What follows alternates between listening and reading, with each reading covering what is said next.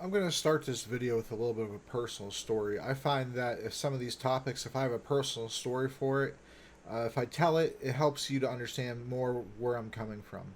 And honestly, at the same time, it's helping me let go of some of these stories because a lot of the stories that I'm going to tell you throughout these videos are going to be some stories that I haven't told anybody. Back in 2008, when I just had gotten out of the Navy and my divorce was finalized, I decided to get back into the dating market after a few months. I had met a relatively cute girl who lived close by, and she was around my age. I met her on OkCupid, and back then, dating sites weren't what they are today. They were kind of frowned upon back when they first started, really. Meeting people in person was still the way to go. But anyway, after a few days of talking to her, she wanted to meet in person and wanted me to take her out on a date. So I met her at this relatively expensive restaurant in my then hometown. But it turns out she brought her son with her. I thought this was kind of unusual, but at that point, I was out of the dating market for so many years because when I was married, obviously I was committed. And so I thought maybe this was maybe more normal now. And I figured I didn't mind because I like kids, and I usually try to stay away from sleeping with women on the first date, especially if I think that maybe there's something there, maybe there's a connection where it will go further. If the intention is only sex, then obviously I really don't want them to have their kid there. But after I fed her and her kid, and it was like a $396 bill or something like that, because she had gotten some drinks too, and I think she had gotten him seconds like of some stuff. But after that large bill, though, um, you know, she didn't even give me a kiss or anything, or tell me to call her, or she'll call me when she gets home. None of that stuff at all. She just booked it out, and I had to learn the hard way because I she talked to me again a few months later, and I took her out again, and this time I paid for her son, and her mother. Uh, so I've been through it too, but these stories that I'm telling though. The men are different, but they all have their own similar story. It doesn't play out like that, but the end is the same, is that they're getting used for these expensive, extravagant dates. And I know it's not all women who do that. I don't speak in specific terms like all men, all women, and I almost never will do that, just for future reference, so you know. But men they're tired of being used for these extravagant dates when the date itself is really it's really about getting to know each other, right? That's what it's supposed to be about. It's not supposed to be about look at me what I could post on Instagram, or make into a TikTok. That's not what a date is supposed to be about. If you're doing it that way, you're doing it wrong.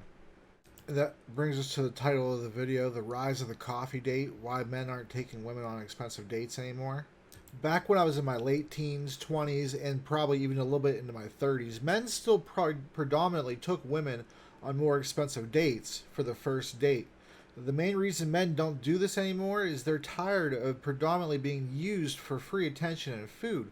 And what I mean by free attention is that it's not reciprocated. The interest is feigned on the women's side usually, and it's genuine on the man's side usually.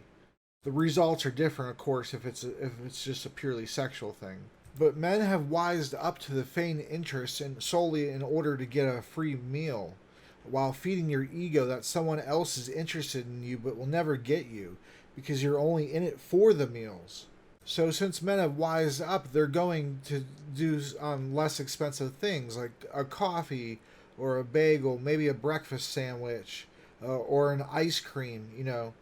Slice of pizza, something that's cheaper of an investment, but it also doesn't lock it doesn't lock you into any type of engagement beyond what you're comfortable with.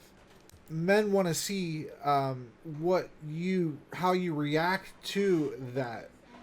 Usually, women who react badly to being taken to a cheaper, uh, considered more low quality date. The women who react badly to that are usually the ones that weed themselves out first. So, if you take one tip away from this, ladies, is don't react negatively to being taken to a cheaper date. Where you're taken to is the secondary objective. It shouldn't even really matter. The primary objective is to get to know this other person, right? So the setting in which it happens should not really matter too much. It doesn't really factor in to you still getting to know that person.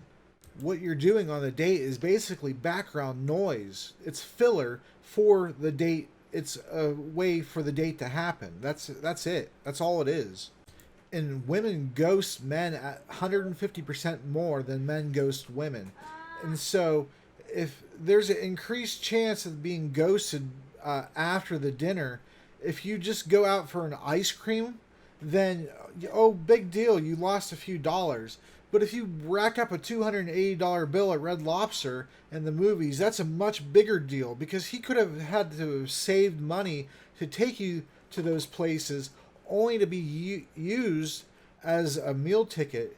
It's really honestly degrading, and it makes the ladies who do that look absolutely horrible. I'm sorry, but I'm not sorry, but you should feel like you're a horrible person if you do that. And again, I understand that not all ladies do this, but enough of them do it that it's just too big of a risk. And being used hurts anyone. It hurts men too, just the same. We're just not really allowed to show those types of feelings, but we still get hurt by being used and by being ghosted. But so they're all men are doing is reducing their risk for the inevitable, ghosting session. That's all they're doing. If ladies stop doing that at a high frequency as they are, men would probably start taking you back out on nicer dates again because men actually do love taking you ladies out.